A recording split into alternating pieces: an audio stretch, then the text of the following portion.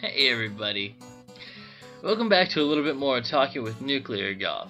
It's been a pretty pleasant experience finally finishing up LSD, and I have a couple things to say about it, a couple last notes.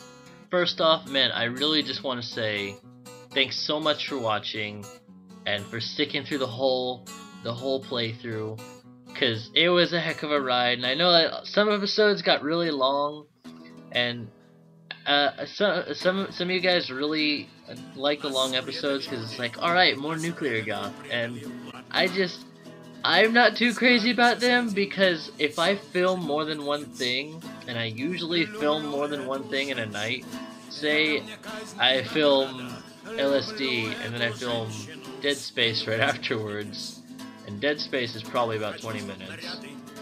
And then I have LSD, which has gone on for like 40 minutes long. I gotta upload it, and I feel obligated to upload it first because it's LSD. It's more important than space. And so I'm waiting all day, and by all day I mean I stay up as long as possible, and then I go to bed, and then I wake up and I kind of sort of pray that LSD has uploaded by the time that I wake up. And then the whole rest of my day is spent waiting for Dead Space to upload, which doesn't happen until it's like 10 o'clock at night, because my upload speed is really slow. It's pretty bad. I have some pretty crap internet, actually. But a lot of people really seem to like it. I really liked it a lot. It was a heck of an experience. I thought about playing it before it was suggested to me, but I really didn't think that it was something that I was going to tackle anytime soon, until I was given that extra push of, hey, you should play this, which leads me into a couple of special thanks.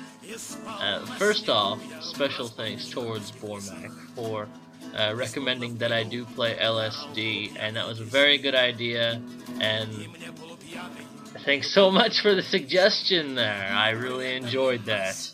Next is to the special guest artists, which have been working so hard to make me some really nice things. I'm super flattered. I featured the stuff in a couple of videos, but if you missed those videos or just want to see them again, then here's the art about to slide by.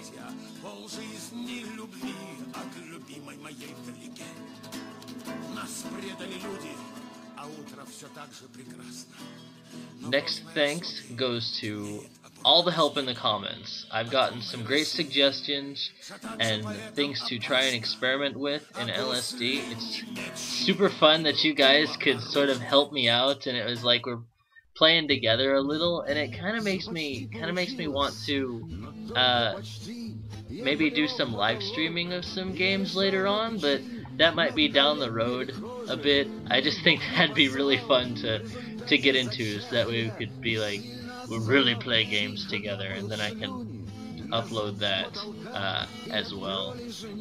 And that'll be fun. I'm sure that's something to look into in the future. I think one of the bigger thanks should also go towards Seabeth, who has been my wonderful translator. She's helped with quite a bit of deciphering a lot of the words, and she's been working on translating the story dreams, where it's like a blank page and there's just a whole lot of wording.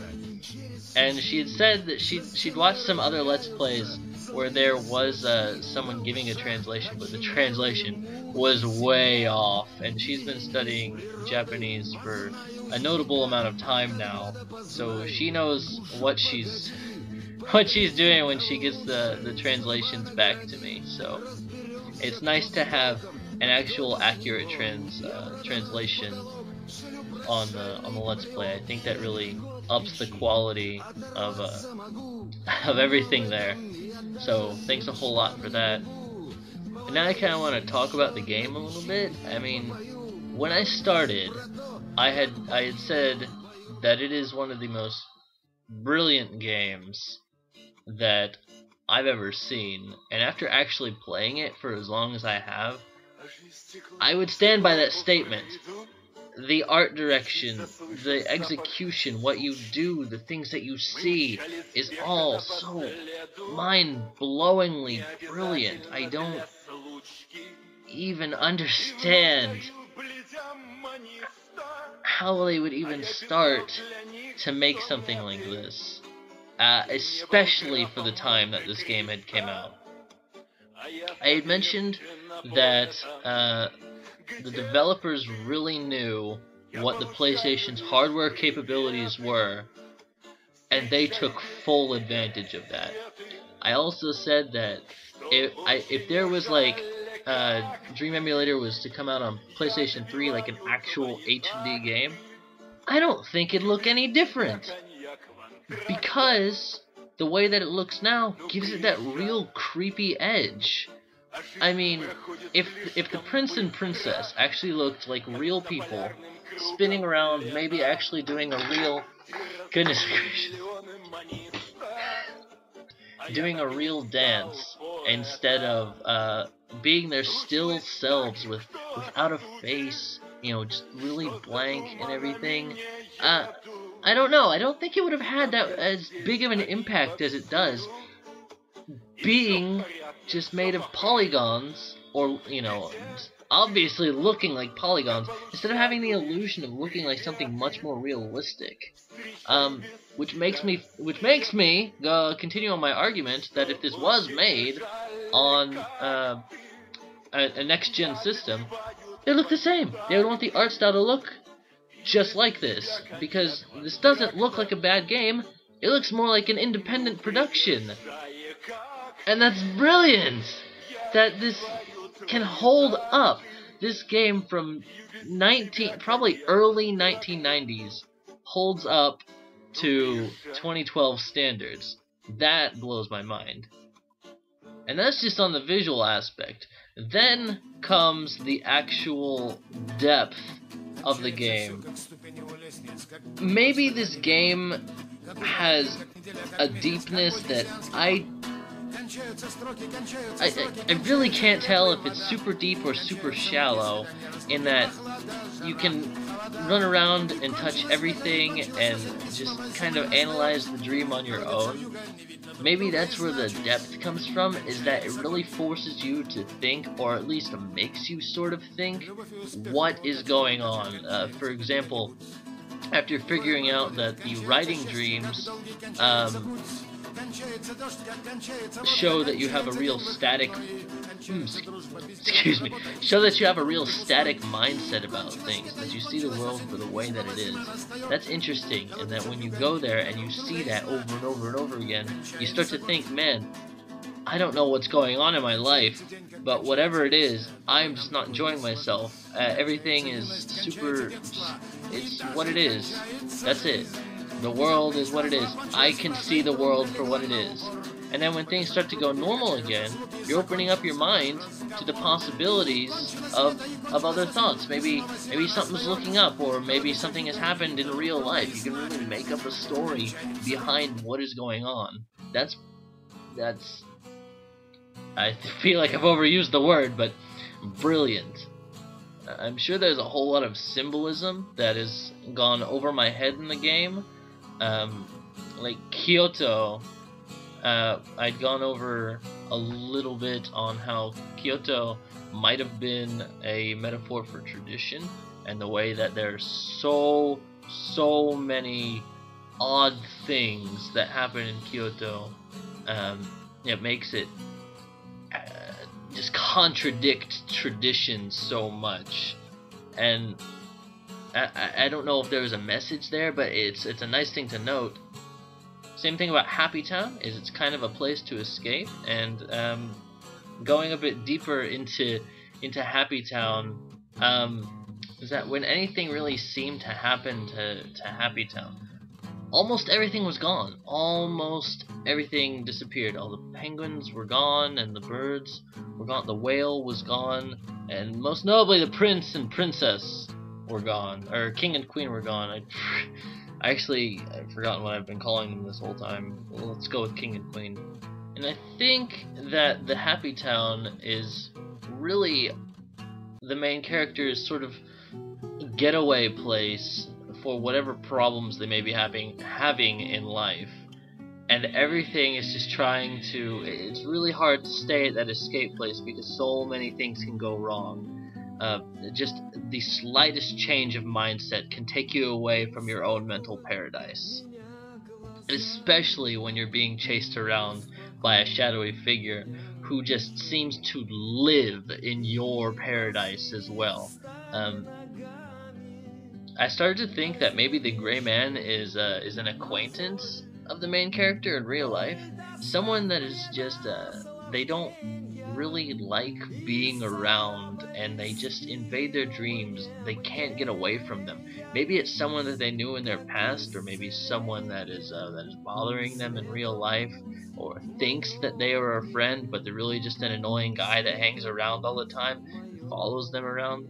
Maybe it's someone creepy or an actual stalker that they might have in their neighborhood or something like that. The possibilities are endless, and really, again, going back on, you can make stories up for this game. It's intelligent. I didn't say brilliant this time. Okay, closing notes time. Future projects. Alright. Here are the things that are sort of on my what I plan on doing next. The list, I guess. In no particular order except for the first one would be Eve. It is, well, you're about to see it. It actually uploads right after this video now, so I'll do a little bit more of a proper introduction to Eve when we get there. Psychonauts. Psychonauts is something that I wanted to play since I started my channel. I had said this before, and I've been getting more and more people that have been wanting me to play Psychonauts, and more nodding heads going, yeah, hey, Psychonauts, that'd be a good idea for you. I think you'd really like that. I played it before, and I did really like it. It's been a while. It was one of the first games I've ever bought on Steam, so I probably haven't even played it since 2009 was the last time I played it. So when I get a little bit more free space, maybe after finishing Dead Space, I'll start doing Psychonauts. Postal. The first Postal I really want to play. There's something that's very deep that I want to exploit, and I'll get towards that when I actually jump into Postal, whenever it happens. Yume Nikki's and fan games of Yume Nikki's, Yume Nikki and Yume Nikki's games. What? I've been getting the notion that maybe a shtick of mine might be playing odd, obscure Japanese games